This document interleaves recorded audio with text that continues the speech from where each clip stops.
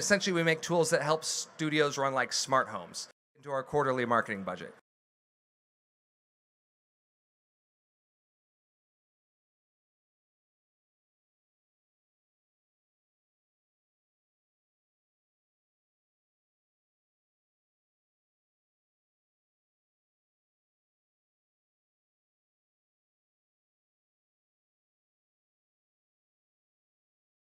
Into our quarterly marketing budget. That gives you an idea. We shot this for a lot less than you should have for a TV pilot like this. So, who are we? We're a company called Showrunner. We make software for smart studios, and essentially we make tools that help studios run like smart homes. In particular, we make tools that make virtual production intuitive for filmmakers. So, directors, DPs, gaffers can use our tools to control the virtual world like they're used to controlling their physical devices. And we use these tools in the making of this pilot for a couple of reasons. But the main reason why you're probably here, and the main reason why we build these tools, is because virtual production is awesome. This is a shout out to Orbital Studios, one of our favorite studios. This is their giant wall that this video is on. But when you talk to filmmakers, they often will say this: I wish I had a giant budget to do that too. Virtual production is awesome. I saw those videos of The Mandalorian, but I don't have that kind of budget. They say this is great if you are Lord of the Rings, but what if you're making a regular TV show or a comedy or an indie movie or something that is more grounded with regular locations? And we've done a lot of research on the industry about how people are experimenting with virtual production, where they see the industry going, how professionals are seeing the different tools and technologies. We put together this report earlier this year on the state of the industry, and fewer than 10% of virtual production tours of virtual production studios end up turning into bookings. And that's in part because the case for virtual production, for commercials, for music videos, for advertising, is very clear to producers. It's a very clear case for it. But for filmmakers, there's this resistance to doing virtual production unless you have a really big budget, because there's this perception that it has to be expensive. So a lot of directors take these tours and then they don't bring their projects to a studio. They do things the old way. So in our survey, film and TV producers were saying, this is inevitable. We expect virtual production to happen as an industry, but unless the cost comes down, it will only be for high-end shows. So this is the perception that's largely there in the market right now. And so you hear, directors say sort of a different version of this, the non-financial version, which is virtual production is cool, but you can't get all the shots you want. You can't shoot small interiors. The cost of creating normal locations isn't worth it. Building out, a regular office in Unreal Engine when you could just go to a regular office. And so you hear these kinds of concerns from filmmakers. And then, of course, the cost per episode of shows that use a lot of virtual production are at the very high end of the cost spectrum. So the question we had is, what if those weren't limitations, or those perceived limitations? What if those didn't exist? What if it didn't matter what kind of shot you were trying to get, or what kind of location, or how small the interior was? What if you didn't have to have a $15 million an episode budget to do virtual production? If that was the case, virtual production would literally democratize filmmaking. More people would have more access to tools that help them bring their cast and crew to locations far, far away from where they actually have access to. This is the promise that we who believe in virtual production foresee in the future. So if those limitations went away, that future would be here really, really quickly. So this brings us to that comedy pilot that I showed you a little trailer of. Is we decided to shoot a TV project as an excuse to attack those problems, those concerns that filmmakers have. Using our own tools, we wanted to specifically go after some of these things that people say are not feasible in virtual production. And so that became this show, Resignation, and this is a scroll of the 22 locations we had. We actually had a script that we rewrote with virtual production in mind to add more locations so that we could push the envelope with what we would do with a pilot. You don't have 22 locations in a pilot normally. And then we made a list of things that you can't do, in double quotes, in virtual production. Walk and talks, whip pans, low angle ceiling shots, grounded mundane locations, people sitting on chairs talking to each other, and then other bathrooms and other enclosed spaces. We made this long list, and we said we're going to do all of these in this pilot, and even if our crew pushes back, hey, there's a much simpler way to do it, we're going to do it in virtual production anyway. And we learned a few things in the making of this. And like I said, we were able to pull this off for a much lower budget than you would expect to in Hollywood. And I want to share 3 lessons from 3 specific scenes that we learned that are an example of what you can do with virtual production with the right tools and using some lateral thinking. So the first is the bar scene. Now, if you are shooting a film and it's going to take place at one point in a bar, you can get a not that expensive bar as a set. You know, this is one of my favorite shows, It's Always Sunny. This is not an expensive set. If you're doing a television show, chances are you have built this set and it's there permanently, and this is not expensive at all. So why would you make this in Unreal Engine? Why would you spend all this time doing a digital version of that? So we have this bar scene that's very important to the plot. It's kind of where this sort of culminating series of events come together. And we said, well, if we're going to make this in virtual production, we may as well make it an awesome bar. So we rewrote the script to have them end up, the characters, at a very nice bar. So this is the rooftop bar at London House in Chicago, which is a very fancy bar. If we were to shoot this on location, this is like a Succession type of location of where they would go to the bar. We would have a very hard time parking, first of all, downtown in the Loop in Chicago. But we'd have to shut down elevators in this very expensive place. Be hard to squeeze all our crew and equipment up there. It would have taken us probably 3 days to shoot this scene. Also, this scene takes place from golden hour to nighttime, so like an awful time to be doing this. And we shot this in the middle of December in Chicago. So this would have been a very bad idea, not in virtual production. But we said, hey, we're doing this all virtually, so let's make this bar. And what we realized when we made this bar is by making the location fancier, we actually made it cheaper to create this location and in virtual production, specifically because so we worked with Miller Creative, which is a fantastic group that does virtual production art and world operating in Chicago. They realized that instead of building all of the buildings of downtown Chicago in 3D assets, they could fly a drone above London House, take some photos, and the camera, even though we have a lot of camera movement in this scene, you're not going to get much parallax at all on those buildings, so why not make them a photo? So they built this, they took some photos and then built some lighting in Unreal Engine, and then all we needed was a cheap railing, some cheap furniture, some cheap linoleum, and some interesting camera movements, and we could recreate this very expensive location. This would have cost us at least $100,000, even with an indie crew, to have shot at London House, and this cost us basically nothing.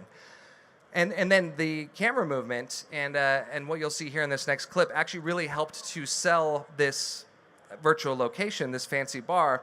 What we have here is you'll see the camera operator is going handheld, and our DP is shining a flashlight in his face to create this lens flare effect that if you didn't know that this was virtual production because you're here and I'm telling you this, there's no way, I dare you to take a screenshot of this and to find a place where you could be like, yeah, that looks fake. And kudos to them. None of this, by the way, was my doing. I'm just the messenger at this point of this very clever way that they pull this together. But it looks like madness in my phone footage of this dance party of these kids dancing and playing around. You can see the flashlight there. But in the monitor, it looks great. And I'll show you a final clip here in a minute. But this was a very inexpensive scene to shoot. And we were able to do it in one day, less than a day of shooting. And so this is the first lesson that we learned is you need to think of virtual production primarily as a tool to turn a normal location into a better location. There are ways, and I'll show you, there's ways that you can actually save money. In this case, using a plate saved us money from building out a whole set. But certain scenes in your film will elevate the entire thing if you can make them better. And virtual production is a tool that you can use to convert something normal into something 3 times or 10 times better. So it's not always about cutting budget. Sometimes it's about stretching your budget 3 times as much.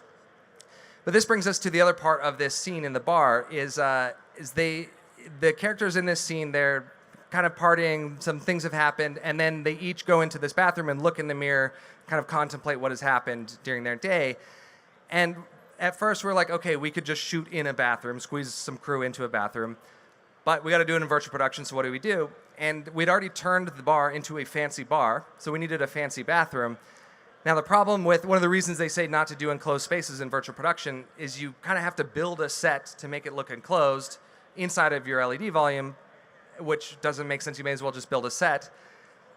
Unless you want to be close to the walls or have the walls sort of have light coming onto your actors, and walls don't emit light, so you can't get close to the wall or you have weird lighting effects. So what we did to solve this is we made the fancy bathroom. Actually, we took photos of a fancy bathroom and put them on one side of the wall. We shut the rest of the volume off, and then we put mirrors up to make it look like they were in a much smaller enclosed space. So it's a larger bathroom than it could have been, but all we did was photos and then lit in Unreal Engine, and then some mirrors. And this is the scene of them with their dance party in the bathroom. I'm sorry there's no music on here. But see, in this bathroom scene, you can't tell that there's light coming onto them from the wall that's right there. Also, this actor one day is going to be a huge movie star. This is a Beck Nolan. But yeah, in this scene, they're there in the bathroom, and you would never know that it was virtual production. This was the cheapest thing to shoot ever, and it looks very fancy. We didn't have to rent the Soho House bathroom or something. So that's the first one, elevating your regular scenes. But now let's talk about a couple of ways to save costs doing some things that you shouldn't be able to do in virtual production. The next one is the walk and talk. This was actually day one of our shoot. We were really worried about this scene. Early on in the episode, our lead actress walks down the street in Pilsen in Chicago, and the Mormon missionaries come up and they start talking to her about like her mom has sent them to check in on her. And doing a walk and talk is very hard in virtual production. We had two shots, and I'll show you how it turned out. Here's Danny and the missionaries. We had one shot where it's them, kind of the camera backing up as they're walking along, and then one shot from the side, kind of intercut of them walking kind of down the road. And this is, here's, again, some more of my phone footage.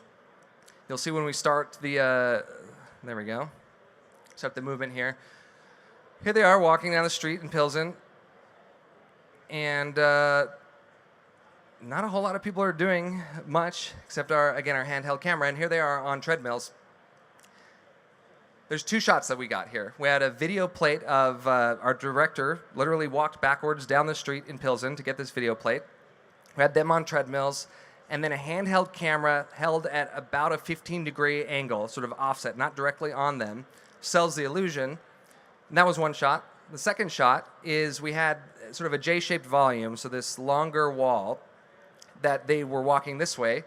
We had a video plate where we just stuck a camera on a tripod and we captured a video of a whole block of Pilsen in Chicago and just like stuck it on a tripod, the rectilinear lens, and just captured a video of that block. And then they walked down, and we had some set deck, including, so we had a dolly followed them. My own car was in this shot. We just brought different members of the crew's cars in, and we just moved things down and got 3 takes of them walking along this street. So this is the second lesson that now is our kind of main rule of thumb for productions in virtual production, is it's not all 3D or nothing. Virtual production shouldn't be, let's use this one method of creating scenes and environments, or nothing. It actually should be a decision tree. So we actually built a decision tree to decide on when should you use 3D environments, when should you use plates, and when can you do a hybrid. Like that bathroom scene with just photos of a bathroom and mirrors should not have been built out hours and hours and hours by 3D artists. They could focus on some better work that they could be doing for other key scenes where 3D is important. So we actually built a decision tree that basically is, what type of scene is it? Is it interior, exterior? Is it an auto? Will the actors be interacting with the environment? Is there a faraway background? Where's the camera in the shot? Will there be lots of angles? Will there be camera movement? Will there be anything in the midground? And then it ends up with some outcomes. Build the midground and lighting in Unreal Engine and use a plate for the background. That ends up being one of the most common ways that we save money in creating scenes for virtual production. Certain scenes, you're throwing money in the trash if you're not using plates. And then certain scenes, you definitely need to be using Unreal Engine. You want to do some automation. So if you want this actual flowchart, I'll show a link towards the end, and I have some resources. But this is a weird, awkward video of me explaining something for a BTS series about this. There's a scene when at the end of this scene of the walk and talk, Danny goes into the coffee shop. So what we have is on one wall the video plate of the street, and then we use Pixera to put on the other wall the interior of our coffee shop, which that was built in Unreal Engine. It was very lots and lots of angles. We needed that to be totally in 3D. But in our volume, we had one side of the wall is coffee shop, one side of the wall is plate, and then we have this piece of glass in the middle that's catching reflections from both sides, right as that. It's a real truck, but it was captured on the street weeks before, just on a tripod, right as that goes by. And so our director was able to get a lot more artistic shots by using this hybrid approach to virtual production, not being kind of beholden to only Unreal Engine, and in fact mixing Unreal Engine with plates and using Pixera to pull it together. So that's the second. The third is this scene this day that everyone was scared of in our production that we called the Do-Si-Do. And this is something that I think is a very common and awesome use case of virtual production, and one that should be more common, which is we had our star actor, Josh Myers, who, this is him with actually my dog. We only had him for a couple of days. And he was in 9 locations. He's a busy actor and expensive for good reason, because he's amazing. But he had 7 pages of dialogue and only 2 shoot days. We could have tried to schedule him, in the new year, the next month, to get more days, and it would have cost more, and it would have been more logistics. But we're like, we got to squeeze him into the last 2 shoot days. So this is, again, a use case that I think should be a very good excuse for using virtual production. If you can get your actors, your cast who have the hardest schedules to squeeze in, if you can squeeze them into more scenes or more pages in less time, that's great for them, and it's great for you for your budget. So day 1, we shot Josh in this opening sequence where most of the dialogue happens. He's in this crazy yoga loft. He's sort of this egomaniac tech guy, and his name is Shane because he's a jerk, and that's my name. And anyway, so in this scene, we shot most of his dialogue in day 1, which meant we had on the next day 8 more locations to put him in.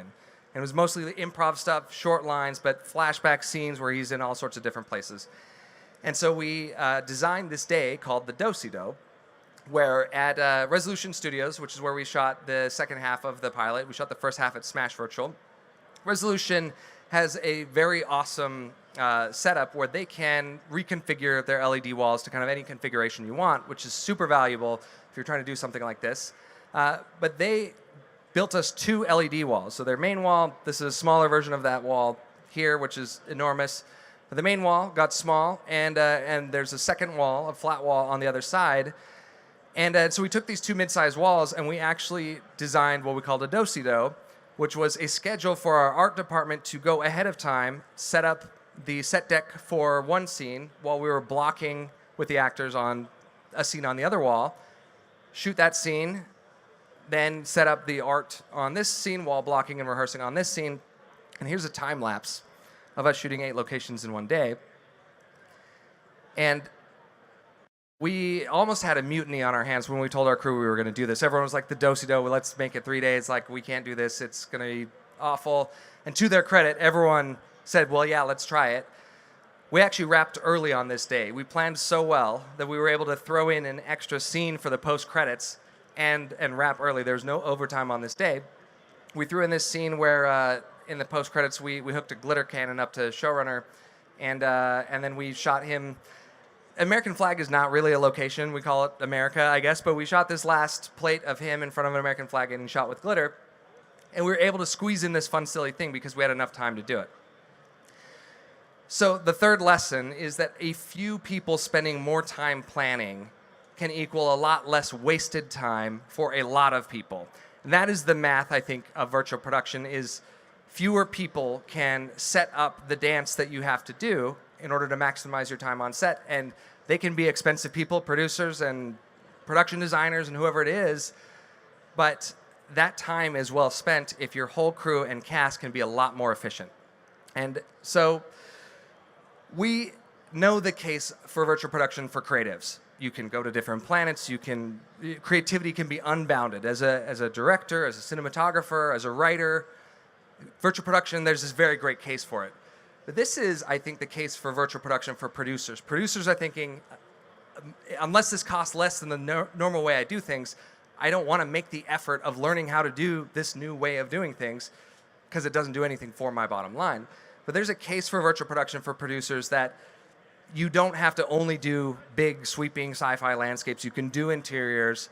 You can do a lot of pages in one day. You can do walk and talks. You can do low-angle shots. There's all sorts of clever ways that you can get any shot you want in virtual production. And so the talking points that you can't do something in virtual production, there's no excuse. So producers like to hear this case study for that reason. But there's another group of people that need to get on board with virtual production that's really important. I would dare say the most important, and that's the crew, the people actually doing the magic of putting all these pieces together to capture the footage and tell the story that you want. So what's the case for virtual production for crew? Why would you change the way that you do things and not resist?